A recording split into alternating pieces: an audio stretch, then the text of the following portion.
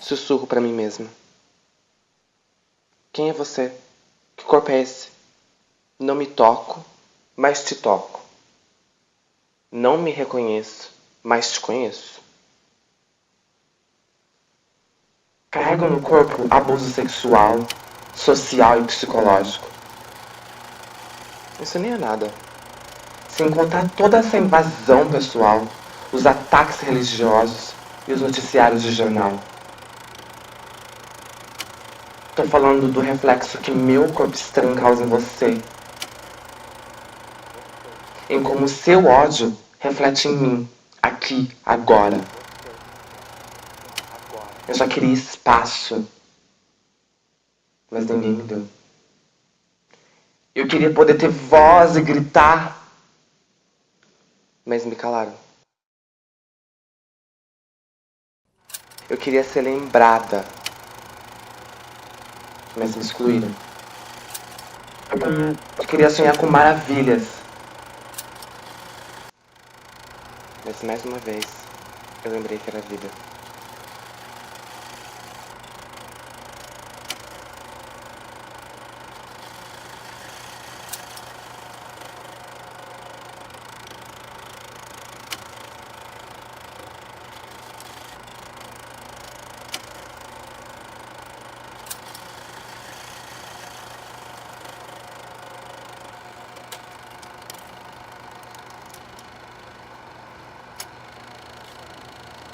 Peguei a ditadura até o final dela, né? Que eu cheguei aqui em 1970. Cheguei na época, foi 1970. Eu peguei essa ditadura até eu passar de maior. Então, as violências todas vinham acontecer. Mas, especificamente, de 15 até os 20 e poucos, eu frequento com muita frequência o centro de São Paulo. Eu já tinha conhecido com 12 anos a primeira mulher transexual, assim, ela se apresentou em São Bernardo. E depois eu começo a frequentar o centro de São Paulo. E a gente começa a perceber as operações de higienização, como a Riquete, Tarântula, Arrastão e Rondão. Que é exatamente isso, um fenômeno único que eu falo, como a pororoca, né? É a união da Polícia Civil e da Polícia Militar para limpar a cidade dos anormais. Quem eram esses anormais? Travestis, mulheres trans, não sei como as que eu conheço, como se reconheciam hoje, por isso eu respeito colocar em mulheres trans, acredito que muitas delas se veriam como mulheres trans hoje. Os homens gays, principalmente as quaquás, as poc-pocs, a ponto-ovo, as periféricas. E as prostitutas. Sempre a classe pobre. E a gente não pode esquecer que a pobreza tem cor neste país. É porque que é tão difícil encontrar negras que sobreviveram a esse processo. E essas operações, elas tinham com esse princípio higienizar a partir da lei da vadiagem. Era muito assim, tipo, é muito rígido, né? Você não podia andar, as pessoas hoje não podiam andar andando por aí desempregado. A pessoa tinha que ter trabalho, e naquela época tinha trabalho. Já fui preso uma vez que eu pegaram minha carteira de trabalho, eu estava desempregado na época. Eu estava desempregado, não, eu estava em aviso breve. Mas aí eles fui presa na Terceira da Aurora, que me pegaram ela aqui no pátio na biblioteca municipal, que ali antigamente era um ponte, né, um ponte gay, onde o pessoal se procurava uns aos outros naquela época. Um outro fato muito importante para mim é o pajubá. Esse dialeto, essa coisa mítica, com permissão dos orixás. Né? A gente não falava pajubá como se fala hoje. Sempre antecedia-se o questionamento para falar Yorubá. A Mona Cocica Indaka do orixá, a mulher fala a língua do santo. Eu, se falava, respondia a outra, Laroexu e Parreoiá. Então eu saudava Exu, Senhor dos Caminhos, e pedia permissão a Yansan, que rege minha cabeça, para poder cocicar a Indaka do Orixá. Então só então se estabelecia o diálogo. Eu pegava o último ônibus, porque era o último ônibus que dava para ser pego, até o centro de São Paulo. Na verdade, descia no Parque Dom Pedro, ou subia a pé até o centro, ou a gente fazia pegava o último metrô. E várias vezes, ele vinha, esse ônibus vinha da mais periferia de São Bernardo, que é o Jardim do Lago, passava pela Castelo Branco, que é onde a gente morava, no bairro Assunção, e a gente pegava esse ônibus com várias manas já sentadas atrás. E aí, quando eu entrava, por ser a mais feminina, ela já entendia que eu pertencia ao clã das trans. E ela se dirigiu a mim desse jeito. Monaire, Kosuko Zoju, Suzaliban Kosika no Corre-Corre, Quenda Zindaka, Pras Monacá, Pras Monotiza Quendá. As monas de Eque estão azuladas. Menininha, pirralha, mais novinha, fica de olho.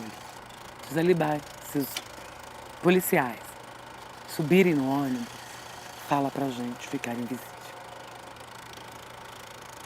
As monas de Eque, as mulheres de mentira, nós,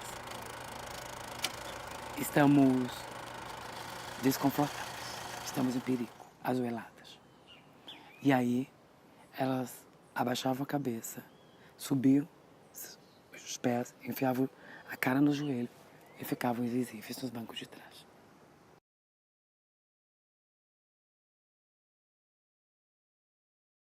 Teve amigas que uma vez a gente foi para o Nostro Mundo, que era uma das boates mais antigas da época, na Consolação, a gente tinha combinado um táxi, entendeu?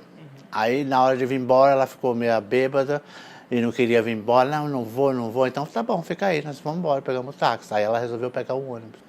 Quando chegou no meio da Consolação, entrou uns caras, uns molecada.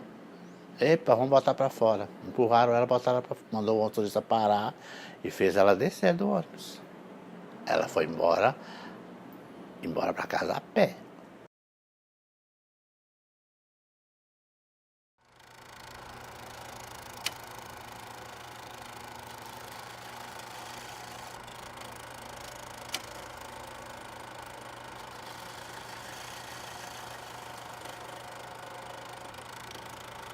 E são coisas que acontecem conosco e passam há anos e anos com ou sem ditadura, e isso não faz diferença nenhuma, entendeu? Não é a ditadura que vai mudar isso. A ditadura vai aprofundar isso, é isso que a gente tem que entender. Ela aprofundou no passado e essa nova ditadura, não governamental talvez, mas comportamental, cívica, ela vai fazer isso de forma mais aprofundada novamente. Isso é um processo constante, não é uma coisa de governo. Isso é um processo que ocorreu durante a história do kit gay, muito antes de tudo isso. Isso é um processo de apagamento, de existência de uma comunidade inteira, porra, tá ligado? É isso. Eles dizem que a gente não existe. Eles conseguem ser uns malditos a ponto de nos vermos em números cada vez maiores, entendeu? E falarem isso pra nós, que nós não existimos.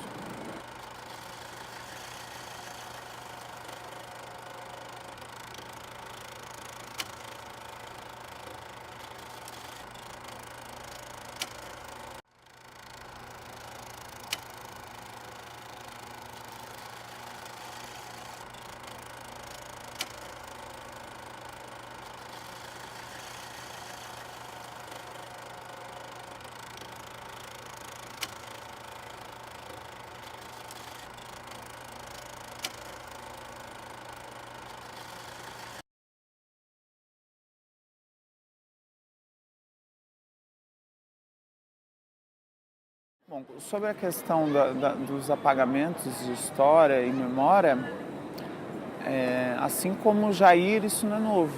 E isso acontece dentro ou fora da ditadura, né? Na ditadura, essa violência, ela sempre fica, né? Agora, com esse governo que, né? Não sei se dá pra gente chamar de ditatorial, mas, enfim, né? Não dá pra chamar de ditatorial em si, pela definição da palavra, mas pela tentativa de nos omitir, né?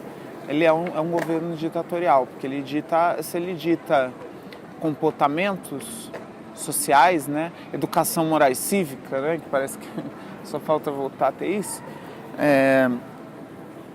Se eles ditam esses tipos de comportamentos, isso é uma ditadura. Se você não pode viver fora da norma, é uma ditadura, né? Não tem o que ser dito. Então é isso que eles já estão dizendo que vão propor e já estão a caminho mesmo, já dá para mostrar bem claro, né? Mas o grande lance é que isso é só um aprofundamento do que já acontece. A maior parte das minhas amigas, quando morrem, são enterradas com o nome cis. Isso é um apagamento da história. Acabou. O que mais eu vou dizer? Há algo mais triste que isso? Eu não sei se há algo mais triste que isso. Eu não sei se há algo mais triste, assim... Ainda bem que eu sou ateísta.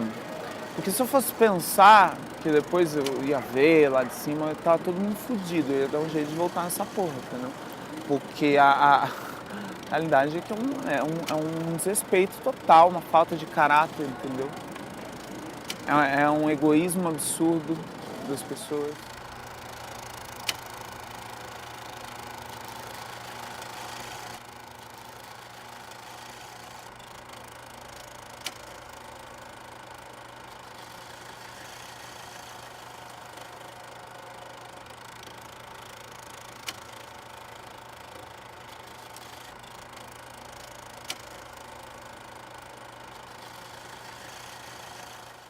Acho que é importante se conhecer e saber o que a gente já passou, o que houve, né? Porque nada foi fácil chegar na época que nós estamos hoje.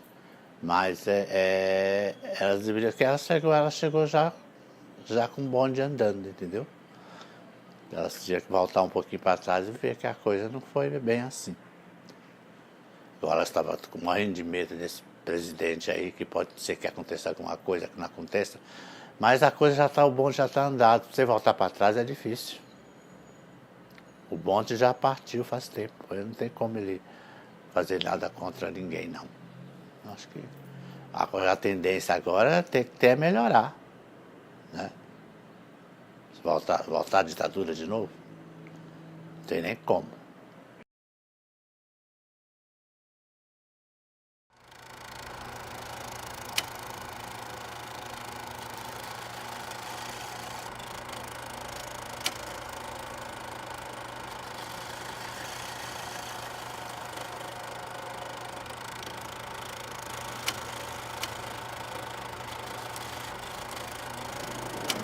Botaram no meu pimenta, botaram mas não entra. Disseram que a ditadura hoje já se reflete na rua. Na escola eu levava borracha, borrachado hoje eu levo de graça. Apagaram nossa memória, chacinaram nossa história. Mas eu luto, eu tô de luto, eu luto, eu tô de luto, eu luto, eu tô de luto, eu luto, eu tô de luto.